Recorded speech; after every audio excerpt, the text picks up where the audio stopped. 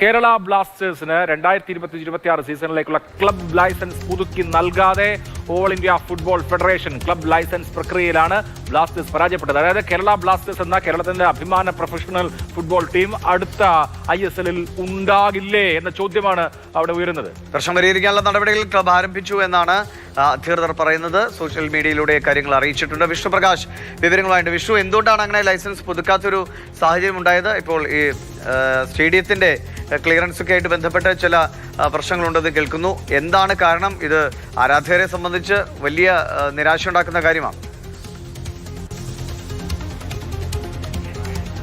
ദിവിഷ, ഇത് ഫുട്ബോൾ ആരാധകരെ, പ്രത്യേകിച്ചും കേരള ബ്ലാസ്റ്റേഴ്സ് ആരാധകരെ സംബന്ധിച്ച് ഒട്ടും നിരാശ ഉണ്ടാക്കുന്ന കാര്യമല്ല. കാരണം ഇത് വർഷങ്ങളായി ഇത്തരത്തിൽ തന്നെയാണ് ഈ ക്ലബ് ലൈസൻസുമായി ബന്ധപ്പെട്ടുള്ള കാര്യങ്ങൾ നടക്കുന്നത്. 2025-26 സീസണിന് മുന്നോടിയായിട്ടാണ് ഇപ്പോൾ AIFFന്റെ ഓൾ ഇന്ത്യ ഫുട്ബോൾ ഫെഡറേഷന്റെ ലൈസൻസിംഗ് പ്രക്രിയയിലോട്ട് കേരള ബ്ലാസ്റ്റേഴ്സ് അപേക്ഷിക്കുന്നത്. കേരള ബ്ലാസ്റ്റേഴ്സ് ഉൾപ്പെടെ 15ഓളം ISL ക്ലബ്ബുകളാണ് ഇപ്പോൾ അപേക്ഷിച്ചിട്ടുള്ളത്. അതിൽ കേരള ബ്ലാസ്റ്റേഴ്സിനും അതുപോലെ മറ്റ് 6 ടീമുകൾക്കും ഈ ലൈസൻസ് ലഭ്യമായിട്ടില്ല. ഒരു ക്ലബിന് മാത്രമാണ് ലൈസൻസ് കിട്ടിയിരിക്കുന്നത്. പഞ്ചാബ് FCക്ക് മാത്രമാണ് ഈ മാനദണ്ഡ പ്രകാരമുള്ള ലൈസൻസ് കിട്ടിയിരിക്കുന്നത്.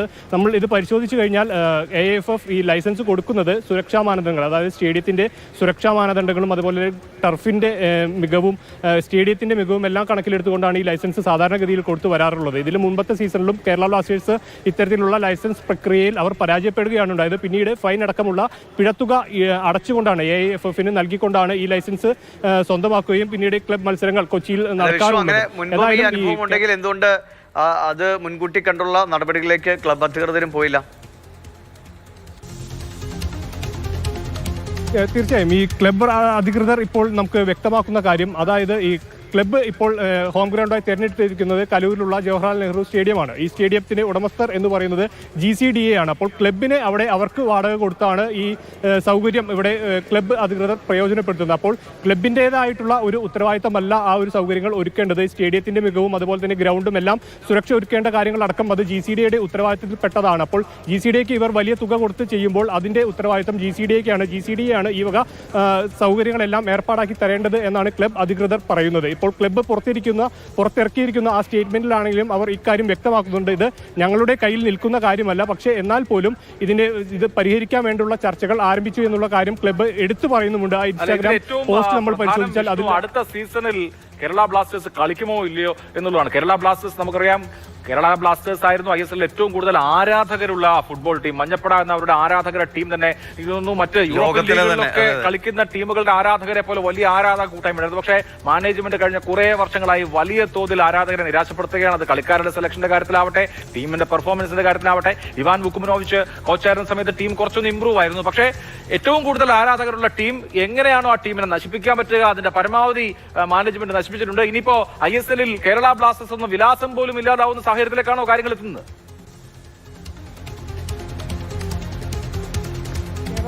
ക്ലബ്ബ് ഇല്ലാണ്ടാവുന്ന തരത്തിലോട്ട് ഇതിനെ നമുക്ക് നോക്കിക്കാണാൻ സാധിക്കില്ല. കാരണം ബ്ലാസ്റ്റേഴ്സ് മാനേജ്മെന്റിനെതിരെ ആരാധകർക്കടക്കം വലിയ നിരാശയും ടീമിന്റെ പ്രകടനത്തിലടക്കം വലിയ നിരാശയും ഉണ്ടായിട്ടുണ്ട്. എന്നാൽ ബ്ലാസ്റ്റേഴ്സ് മാനേജ്മെന്റിന് ചെയ്യാൻ സാധിക്കുന്ന തരത്തിലുള്ള ഒരു കാര്യമല്ല. തീർച്ചയായും GCDA ഇത്തരത്തിൽ പണം മുടക്കി അവർ പണം വാങ്ങി ചെയ്യുമ്പോൾ ആ സൗകര്യങ്ങൾ ഒരുക്കേണ്ടത് GCDA ആണെന്നുള്ളതാണ് ക്ലബിന്റെ വശം. പക്ഷേ എന്നാൽ പോലും ഇത്തരത്തിലൊരു വലിയ ക്ലബിനെ നമ്മുടെ നാട്ടിൽ കേരളത്തിൽ ISL പോലുള്ള ഒരു മേഖലയിൽ കിട്ടുമ്പോൾ ക്ലബ്ബ് ചെയ്യേണ്ടതായിട്ടുള്ള ചില കാര്യങ്ങളുണ്ട്. അതായത് ഇത്തരത്തിലൊരു വലിയ ക്ലബ്ബ് വരുമ്പോൾ ഇതിന്റെ ഫുട്ബോൾ ഡെവലപ്മെന്റിന് അടക്കം വളരുന്ന രീതിയിൽ ഒരു സ്വന്തമായിട്ടുള്ള സ്റ്റേഡിയം, അതുപോലെ തന്നെ സ്വന്തമായി തന്നെയുള്ള ഒരു പരിശീലന ഗ്രൗണ്ടൊക്കെ ഒരുക്കേണ്ടത് ക്ലബ് മാനേജ്മെന്റാണ്. ആ കാര്യത്തിലെല്ലാം ആരാധകർക്ക് നിരാശയുള്ളതുമാണ്. അവർ അത് വെട്ടിത്തുറന്ന് തന്നെ ആരാധകർ പലകുറി പറഞ്ഞിട്ടുമുണ്ട്. അപ്പോൾ ഈ കഴിഞ്ഞ സീസണിൽ തന്നെ നോക്കിയാൽ പകുതിക്ക് വെച്ച് പരിശീലനം മാറ്റുന്ന ദുരവസ്ഥയിലോട്ട് വീണ്ടും ടീം മാറി. അപ്പോഴും ആരാധകർ അവരെ വീണ്ടും 1-2 കളികൾ ജയിക്കുമ്പോൾ വീണ്ടും അവർ ഒരു സംതൃപ്തരാകുന്നു. വീണ്ടും ടീമിന്റെ നിരാശ, ടീമിന്റെ പ്രകടനം മോശമാകുമ്പോൾ അവർ വീണ്ടും നിരാശയിലേക്ക് കൂപ്പുകുത്തുന്നു. അപ്പോഴെല്ലാം ആരാധകർ പറയുന്ന ഒരു കാര്യം, ഇത്തരത്തിൽ ക്ലബ്ബ് ചെയ്യേണ്ടതായിട്ടുള്ള കാര്യങ്ങൾ അവർ നേരായ മാർഗത്തിൽ ചെയ്യുന്നില്ല, അല്ലെങ്കിൽ എന്താണോ ചെയ്യേണ്ടത് അത് ചെയ്യുന്നില്ല. അവർ ക്ലബിന്റെ മാനേജ്മെന്റിനെയും അതുപോലെ തന്നെ ഉടമകളെ അടക്കം ഇവർ സോഷ്യൽ മീഡിയയിലെല്ലാം ടാഗ് ചെയ്തുള്ള അവരുടെ അഭ്യർത്ഥനകളും കാര്യങ്ങളൊക്കെ വരുന്ന ഒരു സന്ദർഭം കൂടിയാണ്. എന്നാൽ പോലും അവർ അതിലൊരു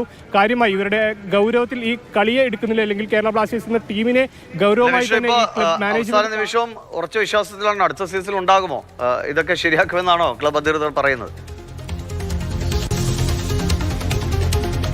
ക്ലബ് അധികൃതർ ഇപ്പോൾ നമുക്ക് പുറത്തുവിട്ടിരിക്കുന്ന ആ സാമൂഹ്യ മാധ്യമ കുറിപ്പിൽ പറയുന്നത് അവർ ഈ പ്രശ്നം പരിഹരിക്കാൻ വേണ്ട ചർച്ചകളിലോട്ട് കടന്നിട്ടുണ്ട്, ആ ചർച്ചകളെല്ലാം നടക്കുന്നുണ്ട് എന്നാണ്. ഇപ്പോൾ മുൻ വർഷങ്ങളിലെ ഒരു സാഹചര്യം കൂടി മനസ്സിലാക്കിയാൽ നമുക്ക് ഈ ഫൈൻ അടയ്ക്കേണ്ടി വരും. അതായത് AIFF-ന് ഈ മാനദണ്ഡങ്ങൾ പാലിക്കാത്തതിൽ ഒരു വലിയ തുക തന്നെ ഫൈൻ കൊടുക്കേണ്ടി വരും. ആ തുക കൊടുത്തു കഴിഞ്ഞാൽ ഈ ക്ലബിന് കളിക്കാൻ വേണ്ട ലൈസൻസ് സാധ്യമാകും. ഇതിന് മുൻപത്തെ വർഷങ്ങളിലും ഇത്തരത്തിൽ തന്നെയായിരുന്നു. ഇതേ കാരണങ്ങൾ ചൂണ്ടിക്കാട്ടിയാണ് അന്നും ക്ലബിന് ലൈസൻസ് പാഠം ഉൾക്കൊള്ളാതെ ക്ലബ്ബ് അധികൃതർ മുന്നോട്ട് പോകുന്നു എന്നതാണ്.